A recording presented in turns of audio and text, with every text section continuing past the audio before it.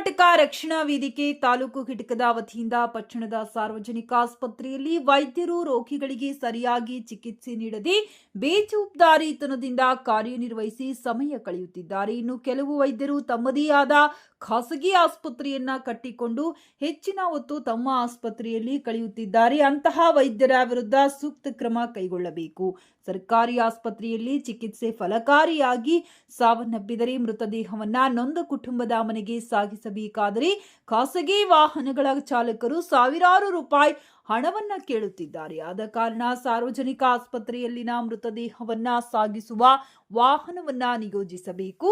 ಗರ್ಭಿಣಿಯರಿಂದ ಹಣ ವಸೂಲಿ ಮಾಡುತ್ತಿರುವ ವೈದ್ಯರ ವಿರುದ್ಧ ಕಠಿಣ ಕ್ರಮ ಕೈಗೊಳ್ಳಲು ಸಾಕಷ್ಟು ಬಾರಿ ಮನವಿ ಪತ್ರ ಸಲ್ಲಿಸಿದರೂ ಗರ್ಭಿಣಿಯರಿಂದ ಹಣವನ್ನ ವಸೂಲಿ ಮಾಡುವುದು ಮಾತ್ರ ನಿಲ್ಲುತ್ತಿಲ್ಲ. ಕೂಡಲೇ ಹಣ ವಸೂಲಿ ದಂಧೆ ನಿಲ್ಲುವಂತೆ ಕಟ್ಟುನಿಟ್ಟಿನ ಆದೇಶ ಮಾಡಬೇಕು ಹಾಗೂ ಸಾರ್ವಜನಿಕ ಆಸ್ಪತ್ರೆಯಲ್ಲಿ ಮೂಲಭೂತ ಸೌಕರ್ಯಗಳನ್ನು ಒದಗಿಸುವ ಕುರಿತು ಶ್ರೀ ಶರಣು ಪ್ರಕಾಶ್ ಪಾಟೀಲ್ ವೈದ್ಯಕೀಯ ಶಿಕ್ಷಣ ಹಾಗೂ ಕೌಶಲ್ಯ ಅಭಿವೃದ್ಧಿ ಉದ್ಯಮಶೀಲತೆ ಹಾಗೂ ರಾಯಚೂರು ಜಿಲ್ಲಾ ಉಸ್ತುವಾರಿ ಸಚಿವರು ಇವರಿಗೆ ಮನವಿ ಪತ್ರ ಸಲ್ಲಿಸಲಾಯಿತು.